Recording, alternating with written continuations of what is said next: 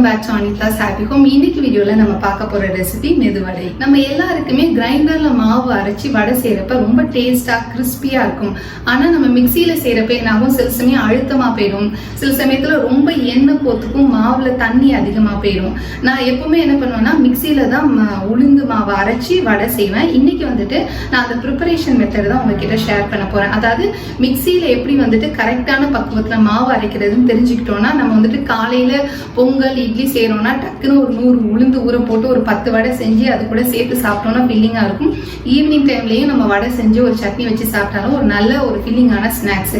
இப்போ வந்துட்டு நம்ம இந்த ப்ரிப்பரேஷன் மெத்தட் பார்க்கலாம். அதுக்கு முன்னாடி நீங்க இது வரைக்கும் என்னோட வீடியோவுக்கு சப்ஸ்கிரைப் பண்ணலைன்னா மறக்காம சப்ஸ்கிரைப் பண்ணுங்க. கீழே உள்ள நோட்டிபிகேஷன் பெல்லையும் ஆன் பண்ணுங்க. அப்பதான் நான் நெக்ஸ்ட் டைம் வீடியோ போஸ்ட் பண்றப்ப உங்களுக்கு நோட்டிபிகேஷன் வரும். அதே மாதிரி வீடியோ பார்த்துட்டு உங்களோட கமெண்ட்ஸையும் எனக்கு தெரியப்படுத்துங்க. இப்போ நம்ம வந்துட்டு உளுந்து வடைக்கான மாவு ப்ரிப்பரேஷன் மிக்சியில எப்படி செய்யறதுன்னு சொல்லி பார்க்கலாம். நான் மாவு ப்ரிப்பேர் பண்ணி வடையும் செஞ்சு காமிக்கிறேன். வாங்க வீடியோக்குள்ள போகலாம். 1 கப் வெள்ளை உளுத்தம் பருப்பை சுத்தமாக வாஷ் பண்ணிவிட்டு ஊற வச்சுட்டேன். ஒரு 2 மணி நேரத்துக்கிட்ட ஊறி இருக்கும். இதை நாம் இப்போ மிக்சியில் அரைச்சி எடுத்துக்கலாம். இப்போ நம்ம வந்துட்டு மிக்சி ஜாரில் இந்த உளுந்து போட்டு அரைச்சி எடுத்துக்குவோம். 3 மிளகாய் எடுத்திருக்கேன். நான் வந்துட்டு எப்போவுமே என்ன பண்ணுவேன்னா மிளகாவை வந்துட்டு மாவோடய சேர்த்து போட்டு அரைச்சிடுவேன். ஏன்னா பசங்க சாப்பிட்றப்ப வாயில் கடிப்பட்டதுன்னா உரைக்கும் அப்படின்னு ஃபீல் பண்ணுவாங்கன்னு இந்த மாதிரி பண்ணிடுவேன். நம்ம இந்த உளுந்து ஊற வச்சுருக்கோம்ல, அதில் பாதி உளுந்து மட்டும்தான் இப்போ போட்டு அரைக்க போகிறேன். மிக்சி ஜாரில் பாதி உளுந்து சேர்த்துக்கிட்டேன். உப்பு போட்டு அரைக்க வேணாம். உப்பு வந்து நம்ம மாவில் போட்டு பிசைஞ்சிக்கலாம். இந்த டம்ளர் இது வந்து பார்த்திங்கன்னா ஒரு 120 ml தண்ணி பிடிக்கும். இந்த டம்ளரால் 1 டம்ளர் தண்ணி நான் எடுத்திருக்கேன். முதல்ல நம்ம வந்துட்டு ஒரு 1/4 டம்ளர் அளவு தண்ணி ஊற்றிக்குவோம். அதில் 1/4 டம்ளர் தண்ணி ஊற்றி இதை அரைச்சிக்குவோம்.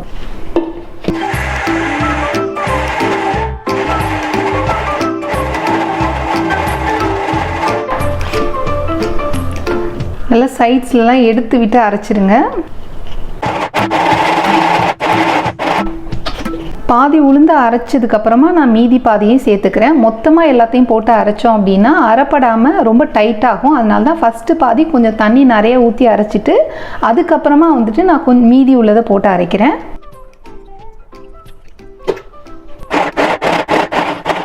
கொஞ்சம் கொஞ்சமாக தண்ணி சேர்த்துக்கலாம்.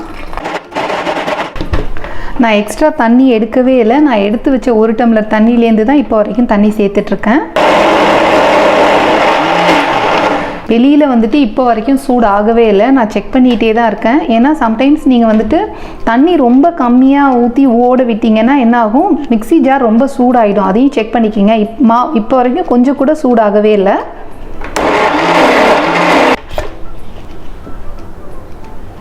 இப்போ வந்து பாருங்கள், மாவு கொஞ்சம் கூட என் கையில் ஒட்டவே இல்லை. கையை வாஷ் பண்ணிவிட்டு தொட்டு பார்க்குறேன்.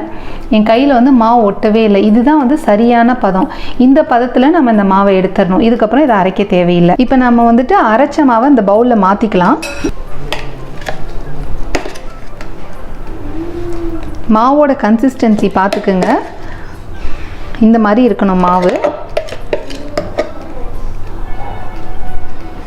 உப்பு போட்டு அரைச்சோம் அப்படின்னா என்ன ஆகும், மாவு சீக்கிரமாக நீர்த்து போயிடும். அதனால தான் உப்பு போடாமல் அரைக்க சொன்னேன்.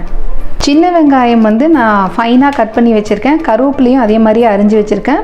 மிளகு கொஞ்சமாக எடுத்துருக்கேன். வேணும்னா நீங்கள் சேர்த்துக்கலாம், இல்லைனா வெறும் வெங்காயம் பச்சை மிளகாய் மட்டும் கூட போட்டுக்கலாம்.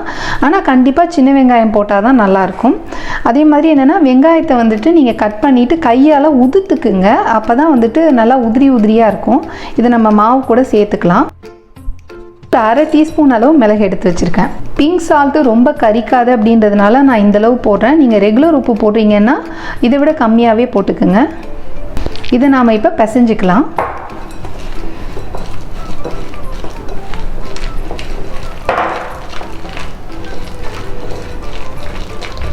எப்போவுமே உப்பு போட்டு பிசைஞ்சதுக்கப்புறம் மாவு வந்து கொஞ்சம் நீர்த்து கொடுக்க ஆரம்பிக்கும். அதனால் நீங்கள் அடுத்த நாளைக்கு இல்லை எக்ஸ்ட்ரா கொஞ்சம் அரைச்சிருக்கீங்க அடுத்த வேலைக்கு அப்படின்னா உப்பு போடாமல் எடுத்து உள்ளே வைங்க.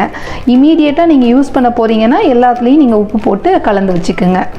பார்த்தாலே தெரியுதுல உங்களுக்கு எடுத்தப்ப இருந்ததை விட இப்போ உப்பு போட்டு வெங்காயம்லாம் போட்டு மிக்ஸ் பண்ணோன்னே நமக்கு கொஞ்சம் தளர்வு கொடுத்துருக்கு.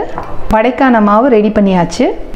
இந்த வடை மாவோட பதம் எப்படி இருக்கணும்னா, நம்ம வந்து இந்த மாதிரி கையை வெட் பண்ணிவிட்டு கையில் எடுத்தோம் அப்படின்னா கையில் வந்து ஒட்டாமல் வரணும் இந்த மாவு. ரொம்ப கெட்டியாக அரைச்சி வச்சிங்கனாலும் வடை அழுத்தமாக இருக்கும், ரொம்ப தண்ணி அதிகமாக போயிட்டனாலும் ரொம்ப எண்ணெய் குடிக்கும். அது ரெண்டும் இல்லாமல் வந்துட்டு இந்த பக்குவத்தில் இருந்ததுன்னா சரியாக இருக்கும். இப்போ இந்த மாவு யூஸ் பண்ணி வடை போட்டு காமிக்கிறேன். நான் எண்ணெய் நல்ல சூடாயிடுச்சு. இப்போ நம்ம இதில் வடை போட்டுக்கலாம். இந்த மாதிரி கையில் மாவு எடுத்துட்டு நடுவில் வந்துட்டு சின்னதாக அப்படி ஹோல்ஸ் வச்சுட்டு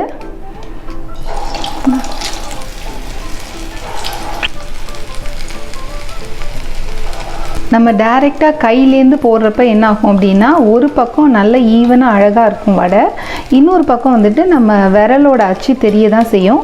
உங்களுக்கு அந்த மாதிரி வேணாம், எக்ஸாக்டாக ரவுண்டாக அழகாக வேணும் அப்படின்னு நினச்சிங்கன்னா பால் வாங்குகிறோம்ல அந்த மில்க் பேக்கெட் இல்லைன்னா வந்துட்டு பிளாஸ்டிக் கவர், வாழை இலை இந்த மாதிரி ஏதாவது வச்சுட்டு அதை நல்லா சுத்தமாக தண்ணி வச்சு தொடச்சி அதில் உளுந்து மாவு வச்சு அழகாக தட்டியும் போடலாம்.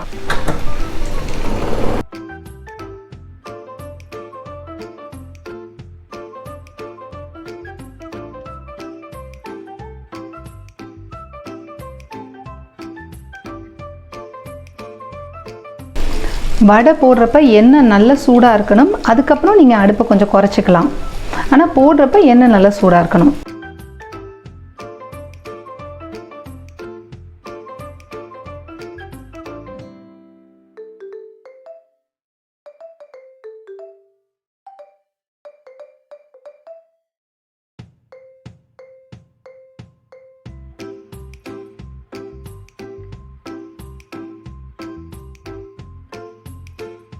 என்ன ஃப்ரெண்ட்ஸ், வீடியோ பார்த்தீங்களா? இந்த வீடியோ கண்டிப்பாக உங்களுக்கு எல்லாம் பிடிச்சிருக்கும்னு நினைக்கிறேன். வீடியோ பிடிச்சிருந்ததுன்னா லைக் பண்ணுங்க, உங்க ஃப்ரெண்ட்ஸ் அண்ட் ஃபேமிலி கூட இந்த வீடியோ ஷேர் பண்ணிக்கிங்க. நெக்ஸ்ட் இன்னொரு யூஸ்ஃபுல்லான வீடியோட உங்களை நான் மீட் பண்றேன். அது வரைக்கும் be cool, be happy, bye bye.